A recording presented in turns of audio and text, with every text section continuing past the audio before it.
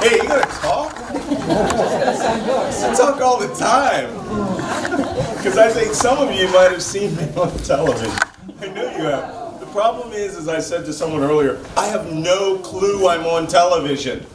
I literally am sitting next to the person, or I'm sitting in a chair, and I hear somebody say something in my ear, and I just talk.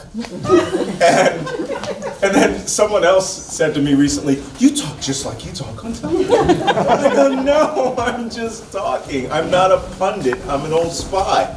So I want to thank you for coming out to Warriors Haven. You might have seen this. It's a lot bigger than just this one room. But it's really cold here, so it's just better that we're all in this one room. You can take a look at our project on the signage. But if for those of you who are from this immediate area, you probably know where I live, all right, which is down Atlantic Avenue. There's a gigantic white house on a hillside with a cannon in the front yard. That's my house. So if you see me mowing the lawn, please come say hi, because I do all the work in it. Well, most of it. We've been working on it for 10 years. We've been here secretly in Stottville for 10 years.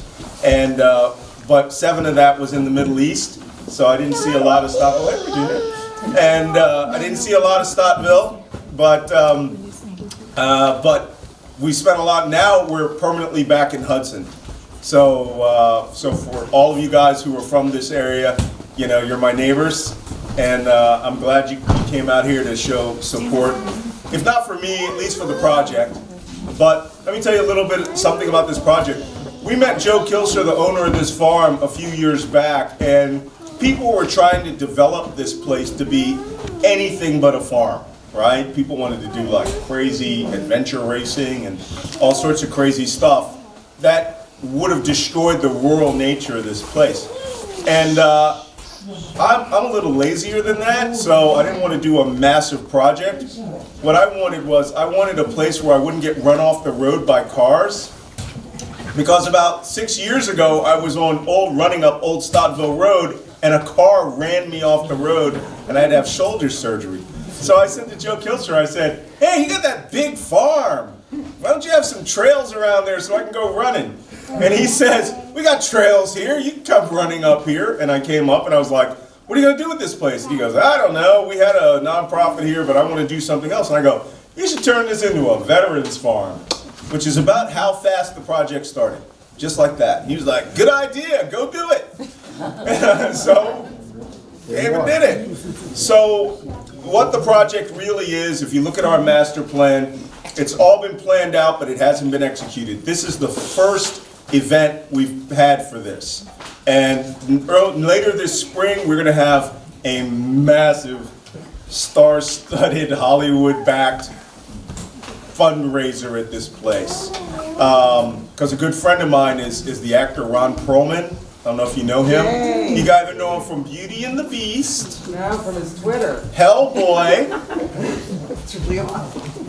his Twitter feed. Yeah. It's just really crazy. You want to talk about a guy who's like, "Oh," Ron Perlman. And the show Sons of Anarchy, where everybody still thinks he's a biker chieftain. This guy is flaming liberal from the Bronx, and he knows Donald Trump personally. And he has gotten into insult matches with Donald Trump. And he goes, "I shut him up, he leaves the room every time I go, have you thought about running for president?" But he also supports this program. We met with Iraq, Afghanistan Veterans of America and Ron in New York a couple of months ago with Joe Kilser, the owner of the farm. And now we are getting national level support for this project. But what we wanted to do was we wanted to have a meet and greet of the locals. So that, you know, no one's flown in here from, you know, Montana like my other appearances. But everybody's from this immediate area, right? Livingston, Catskill, Hudson, Chatham. You know, some of these people I've met today are from a few hundred yards from my house. And the worst part, I don't know who they are. But no, they all know us. And we're all neighbors. And we wanted to show you first what was happening back here. Because I think that as we raise money, and we're going to raise money at a national level. And also at an individual level. I've got a pretty good quantity of Twitter followers, and I'm asking for $1 from each, and that will raise about $500,000. So, and then I know like Alyssa Milano and some other really people with like a couple of million Twitter followers. I'm trying to get a buck out of them too. So, but if that happens, you're going to see this farm transform into a facility, a very modern facility that will have resources for up to 10 live-in residents who will spend a year here actually learning to become farmers, and up to 20 daily visiting, we call them journeymen, who will come here. So there'll be up to 30, 40 people here a day who are modern returnees, because Iraq, Afghanistan veterans, if you read the Register Star article I was in the other day, they're very different from Vietnam War, World War II era veterans. They don't drink for the most part. This is what they like to do, and this is what was missing from my article. They like to run, they like to do physical sports, they like to do adventure racing, and they like to kayak, and they like to be very outdoorsy. And the number one thing they want skills that are not the same skills they learned in the military. So to them, rock climbing is a non-military skill, you know, as is kayaking, right? So I know a lot of guys in the kayak and rock climbing community. And I said, you know, I got 3 silos on this farm. And a friend of mine runs a rock climbing wall building company, and he goes, I could transform those silos into a world-class rock climbing facility. If you buy the little handholds, we'll put them all in, right? The handholds are like $2 each. So we may do a donation, because we're going to need like 10,000 of them, you know, to go out there and buy these little holes. But just think of where we all live here right now. This is not normal stuff for Columbia County or Dutchess County. You know, this is, you know, these aren't the things that our immediate local neighbors would think would be there or should be there. But for the people who are coming back from Iraq, Afghanistan, Libya, Syria, Yemen, Somalia, I missed any? Oh, Mali, Niger, Chad, and I could just go on and on. These guys don't want to go to the VFW and drink. They want to come here and they're like, what? I can go rock climbing every morning? Okay, they'll go rock climbing. Or I can go for a 10-mile cross-country ski or a run, or come here with guys who were in the service with me and do PT every morning. These guys are really physically fit, right? But for those who don't have a home, those who don't have the skills that they want, we want to bring them here to give them an opportunity to transition as that great farm program that I found out today that Cornell has called From Armed to Farm, right? So they transition from wearing body armor like my body armor over there to wearing, you know, farmer's overalls and driving the tractor. And there's a big transition to go from, you know, an armored MRAP, armored protective vehicle, to going around and driving a farm, you know, a farm tractor. You know, for one, bullets will go through the window. And that's the kind of joke we make amongst each other. And it's the kind of jokes that if we had 10 or 20 of us in this room, that's how they transition. They go from these high stress environments to an environment where they are doing just as much work, but they're creating something. They're creating food, they're creating hay, they're taking care of horses. And we want to give them resources like the dog kennels for service dogs. Have any of you seen service dogs that should not be in an airplane? Right? I saw a service dog in Washington, D.C. I was there for the Association of the U.S. Army Conference.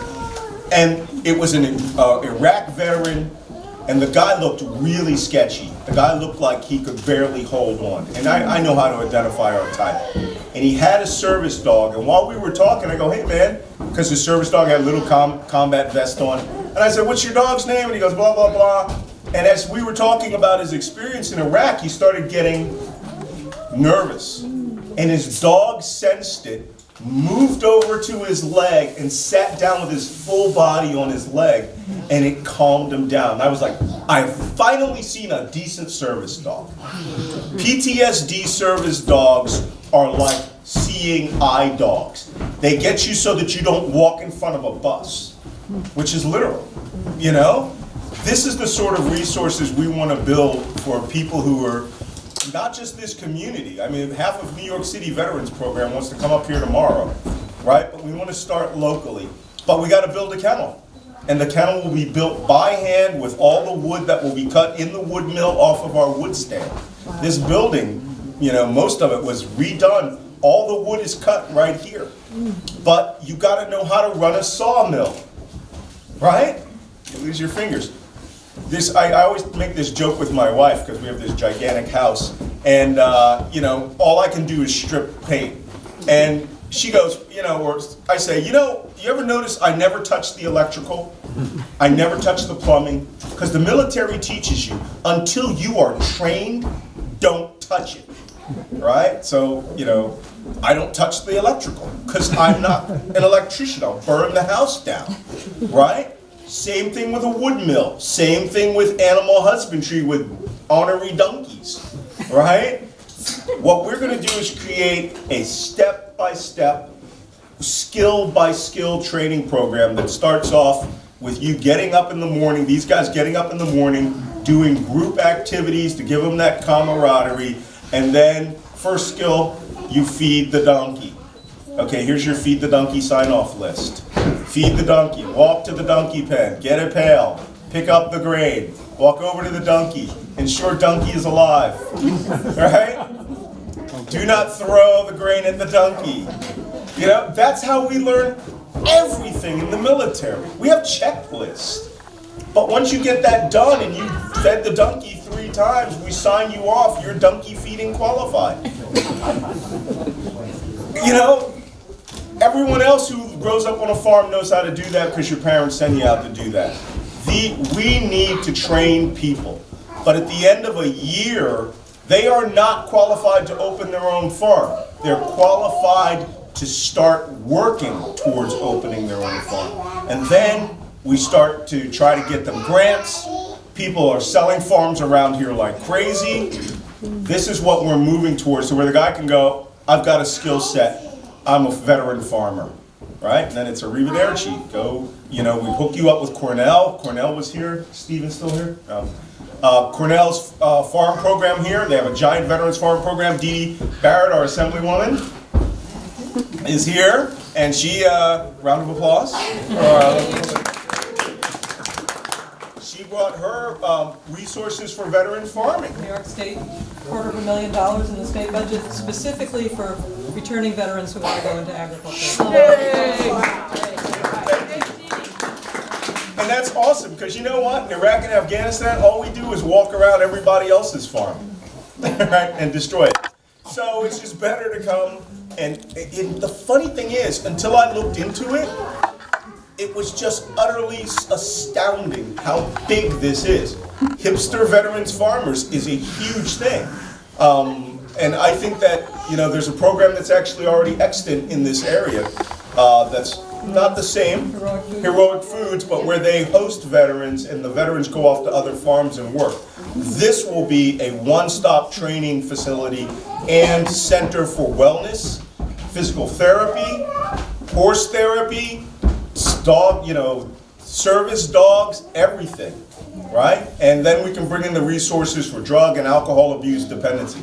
It is drug, alcohol, and guns free, zone 2. So we want to emphasize, you know, if you got a problem to work out, go do push-ups, right? And which is the way we solve all problems in the military.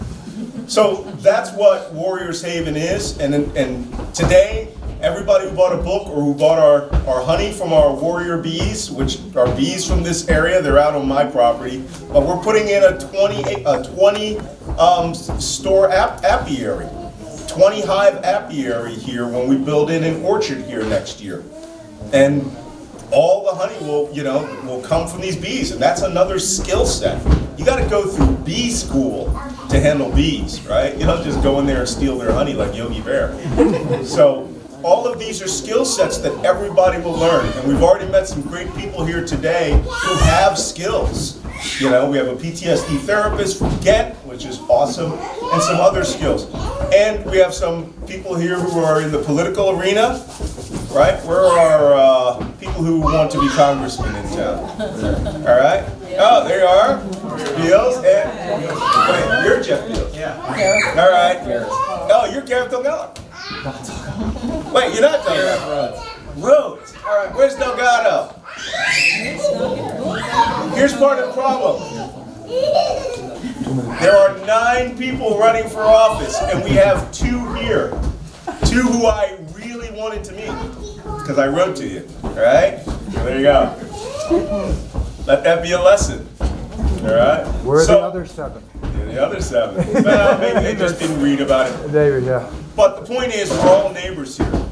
And your presence here is you're doing me a favor. Because now you know where this place is. If you drive by on Route 9, right, you want to just go in and look at the donkeys, feel free to stop in. If you see people working, you just want to say hi, please do that. Or if you want to volunteer, you can volunteer here anytime. There's always something that needs to be done. If you have kids, all right, send them over. You know, feel free to volunteer them every Saturday. We can get that done. With that being said, we have food and hot chocolate. You have to eat it. It's got to go. All right. So it was kindly donated. And please take a look at some of the signs that we have here. And if you want to buy honey, buy honey. If you just want to talk to me, get in line. And Garrett and Jeff will have a chat here in a short bit. You know. But you know what? As long as I have you 2 here, could you come up here for a minute? You a DA guy or DO guy? I'm DI. All right. These 2 guys want to be your next elected representative in this district, New York 19. I just want to bring your attention to them because early last year, Basil Smikle, the head of New York State DNC, asked me to run in this district. And I could not, and I cannot. Right? But I said, I can help. Right? And these are the first 2 guys I've met, or going to meet. So I just want to bring your attention. This could be your next representative. Please do not forget about Warriors Haven if you win. All right? That's all I'm going to say.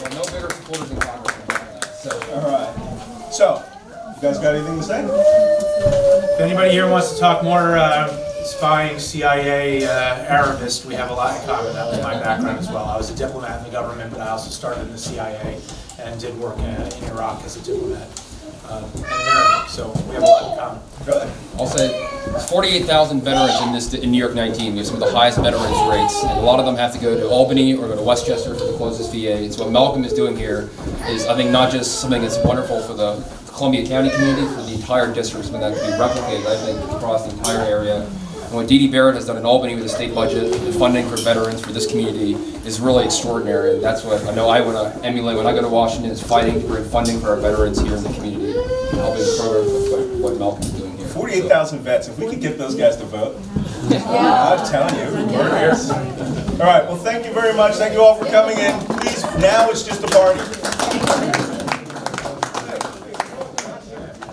It's great to have you here, Dan, and I'm really happy to share with you our initiative of pairing veterans with agriculture, because we have seen more and more how agriculture has been a real transition opportunity for a lot of returning veterans.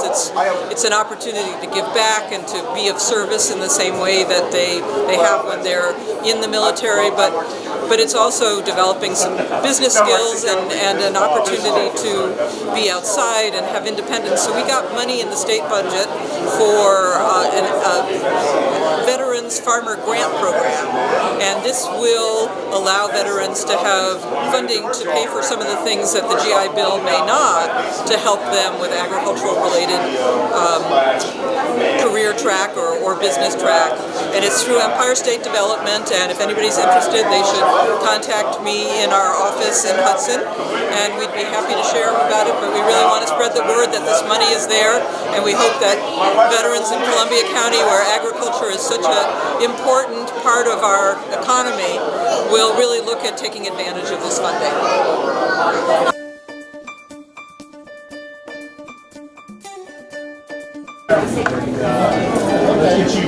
Because you know what? I would love to speak up. this is the sort of stuff that has to be coordinated right now.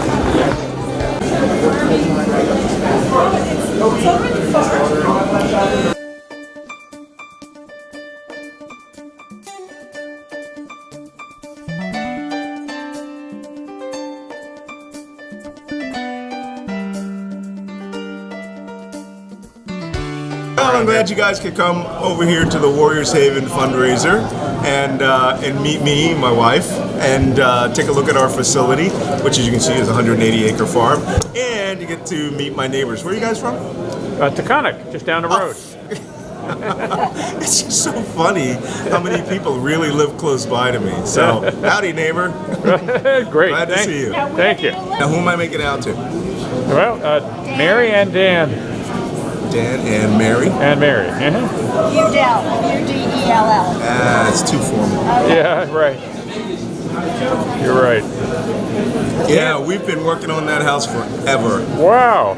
I've Yeah. been watching it forever, and then when I saw the fence go up, I thought, oh. Well, wait till our porch comes back. You're going to put the porch out? That is. No, the porch was there. Was and it there, was taken down by a contractor while we were in the Middle East. Oh, no. And now we have to, but we're rebuilding it, and that house will go back to precisely as it looked. With in the porch? 1850. That's a huge porch. It was a huge porch before it was taken down. Oh, now my it's got to God. be rebuilt with all modern materials, and it's going to Oh, be yeah. split front. It has to be steps. code, right? The reason we put that fence in, we have a photograph of that house in 1860 with that fence. Wow.